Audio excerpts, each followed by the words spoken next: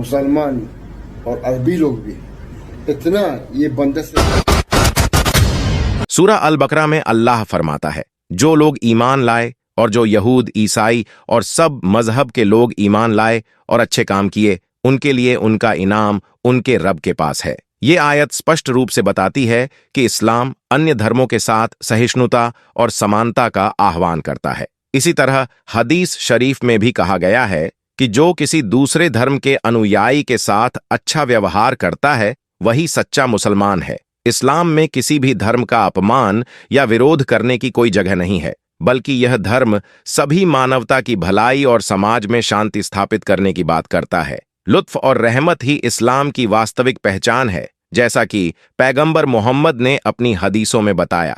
दोस्तों, आज की वीडियो शुरू करने से पहले मैं आप सभी से यह बात साझा करना चाहता हूं कि इस्लाम कभी भी धर्म के नाम पर लड़ाई या नफरत फैलाने की तालीम नहीं देता। इस्लाम का संदेश हमेशा धर्मों की एकता और भाईचारे का होता है। कुरान में अल्लाह ताला ने साफ तौर पर कहा है कि हमें एक दूसरे के धर्म का सम्मान करना चाहिए और बिना किसी भेदभाव के शांति से रहना चाहिए। अल्लाह का फरमान है, ला युकल्लिफुल्लाहु नफ्सन इल्ला वुसाहा, जिसका अर्थ है कि अल्लाह किसी भी आत्मा को उसकी क्षमता से अधिक जिम्मेदारी नहीं देता। इस्लाम हमें सिखाता है कि हमें सभी धर्मों के प्रति सम्मान रखना चाहिए और समाज में शांति फैलानी चाहिए। इस्लाम का मूल संदेश यही है कि हम एक दूसरे के धर्मों और विश्वासों का सम्मान करें। तुम में से सबसे अच्छा वह है जो सबसे अच्छा व्यवहार करता है। लेकिन दोस्तों, इन सब बातों के बीच धर्म विरोध को लेकर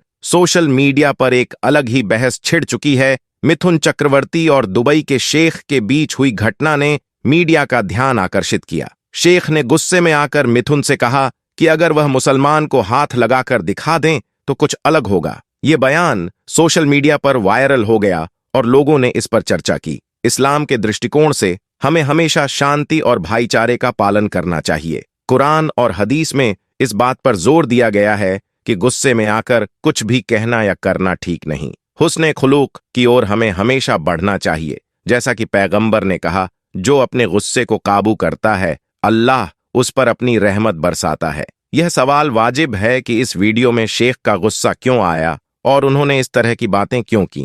क्या यह किसी इत्तेफाक का हिस्सा था या फिर यह किसी विवाद का परिणाम था? वीडियो का सोशल मीडिया पर असर जैसे ही यह वीडियो वायरल हुआ, लोगों ने इसे लेकर चर्चा शुरू कर दी। कई यूजर्स का मानना था कि यह वीडियो किसी अमीर के निज़्म के गजब को दर्शाता है, जबकि कुछ का कहना था कि यह सिर्फ एक मजे का हिस्सा था। कुछ यूजर्स ने वीडियो पर सवाल उठाया कि क्या इस प्रकार की बयानबाजी एक सार्वजनिक व्यक्ति से उचित है, जबकि अन्य ने इसे सांस्कृतिक या राजनीतिक संदर्भ में देखने की कोशिश की। तो इस पूरे वायरल वीडियो का पूरा सच क्या है? आज की वीडियो में हम यही जानने की कोशिश करेंगे। हम बात करेंगे कि मिथुन चक्रवर्ती ने क्या बयान दिया और फिर उस पर दुबई के शेख का क्या कहना है। लेकिन जो भी हो, सबसे पहले आज हम ये बात करेंगे कि हिंदू मुसलमान जैसा कुछ नहीं है, और अगर हम पढ़े लिखे हैं तो हमें यह समझना चाहिए कि सभी धर्म और सभी लोग बराबर हैं। कल को जब हमारी मौत आएगी तो हमें भी अल्लाह को अपना मुकद्दर दिखाना है, तो फिर क्यों इन बातों में आकर अपने दिलों में नफरत पैदा करें। आइए अब हम आपको उन बातों से रूबरू कराते हैं जो न्यूज में और सोशल मीडिया पर दिखाई जा रही हैं। उसके बाद फैसला आपके हाथ में है। पश्चिम बंगाल में अभिनेता और बीजेपी नेता मिथुन चक्रवर्ती के खिलाफ 2 एफआईआर दर्ज की गई हैं। उनके ऊपर पिछले महीने उत्तर 24 परगना जिले में एक पार्टी कार्यक्रम के दौरान कथित रूप से भड़काऊ भाषण देने का आरोप है। पहली एफआईआर बिधाननगर पुलिस स्टेशन में और दूसरी प्राथमिकी बौबाजार थाने में दर्ज की गई है। चक्रवर्ती ने 27 अक्टूबर को कहा था कि 2026 के विधानसभा चुनावों के बाद पश्चिम बंगाल का मसनद बीजेपी का होगा और उन्होंने इस लक्ष्य को हासिल करने के लिए कुछ भी करने का वादा किया था। मिथुन चक्रवर्ती ने मामले पर कोई टिप्पणी नहीं की है। वहीं बीजेपी के प्रदेश अध्यक्ष और केंद्रीय मंत्री सुकांत मजूमदार ने प्राथमिकी को प्रतिशोध की राजनीति का परिणाम बताया। 2 थानों में एफआईआर दर्ज एक वरिष्ठ पुलिस अधिकारी ने बताया कि हमने जांच शुरू कर दी है। पुलिस सूत्रों के अनुसार बिधाननगर दक्षिण पुलिस स्टेशन में एक मामला दर्ज किया गया था, जबकि एक विशिष्ट शिकायत के आधार पर बौबाजार पुलिस स्टेशन में एक और प्राथमिकी दर्ज की गई थी। 27 अक्टूबर को दिया था। भाषण मिथुन चक्रवर्ती ने 27 अक्टूबर को सॉल्ट लेक में पूर्वी क्षेत्रीय सांस्कृतिक केंद्र में आयोजित भाजपा के एक कार्यक्रम में भाषण दिया था। इस कार्यक्रम में केंद्रीय गृह मंत्री अमित शाह भी मौजूद थे, जो पश्चिम बंगाल में भाजपा के सदस्यता अभियान की शुरुआत का प्रतीक था। बिधाननगर के एक वरिष्ठ पुलिस अधिकारी ने कहा कि हमने इस मामले की तहकीकात शुरू कर दी है। बीजेपी अध्यक्ष ने किया बचाव। भाजपा के प्रदेश अध्यक्ष और केंद्रीय मंत्री सुकांत मजूमदार ने एफआईआर को राजनीति से प्रेरित बताया। उन्होंने कहा कि उनके भाषण में कुछ भी भड़काऊ नहीं है। यह पुलिस को राजनीतिक हथियार के रूप में इस्तेमाल करके उन्हें डराने के अलावा और कुछ नहीं है। मिथुन चक्रवर्ती ने क्या कहा? मिथुन चक्रवर्ती को इस साल की शुरुआत में प्रतिष्ठित दादा साहब फाल्के पुरस्कार मिला था। उन्होंने एक कार्यक्रम में कहा, 2026 में मसनद हमारा होगा और हम लक्ष्य को प्राप्त करने के लिए सब कुछ करेंगे, जिसका अर्थ है कि 2026 के विधानसभा चुनावों के बाद पश्चिम बंगाल में सत्ता हासिल करने का भाजपा का लक्ष्य है। शिकायत में शिकायतकर्ता ने शहर की पुलिस से सुपरस्टार के खिलाफ उचित कानूनी कार्रवाई करने का भी आग्रह किया। इसके बाद उस शिकायत के आधार पर शहर की पुलिस ने चक्रवर्ती के खिलाफ एफआईआर दर्ज की। हालांकि यह अभी तक स्पष्ट नहीं है कि शहर की पुलिस इस मामले में क्या कार्रवाई करेगी। मिथुन चक्रवर्ती ने कहा, मैं केंद्रीय मंत्री के सामने ये कह रहा हूं कि मैं पश्चिम बंगाल के लिए जो भी जरूरी होगा वह करूंगा। जब मैं कहता हूं कि मैं जो भी जरूरी होगा वह करूंगा, तो इसके छिपे हुए मायने हैं। एक नेता दावा कर रहे हैं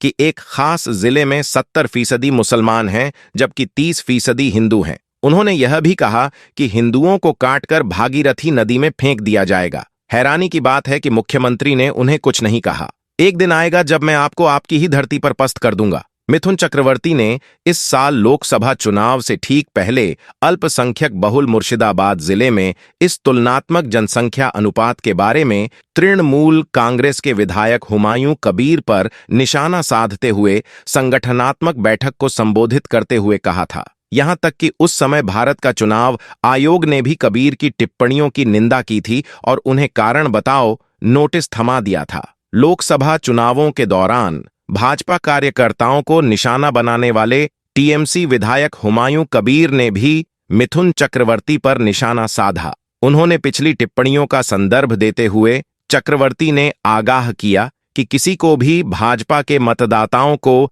आगामी विधानसभा चुनावों में भाग लेने से रोकने का प्रयास नहीं करना चाहिए। उन्होंने अपनी पार्टी के बूथ स्तरीय कार्यकर्ताओं से इस तरह के किसी भी डराने धमकाने के प्रयास का विरोध करने का आग्रह किया। अगर हम वायरल वीडियो की बात करते हैं तो उसमें शेख ने यही दिखाया और कहा है कि हम मिथुन चक्रवर्ती को इतना मानते थे, लेकिन इनकी इस बयानबाजी ने हमारे दिल से इस इंसान को उतार दिया है। इसी क्लिप में उन्होंने अपने ही ऑफिस में काम कर रहे हिंदू से भी पूछा, जिन्होंने जवाब सकारात्मक ही दिया है। उनका वीडियो में कहना है, दुबई के शेख भी कभी ना किसी को यह बदतमीज बोलते हैं और ना ही किसी को परेशान करते हैं, ना ही किसी को गाली देते हैं, लेकिन मालूम नहीं ऐसे लोगों के दिमाग में कौन सा कीड़ा है जिसको बिना नफरत फैलाए चैन ही नहीं मिलता। अल्लाह रब्बुल इज्जत फजल फरमाए और हमारे वतन अजीज पर अपना खास फजल व करम फरमाए और खासकर मुसलमान की हिफाजत फरमाए। दोस्तों, आज पूरी दुनिया में मुसलमान के खिलाफ साजिश हो रही है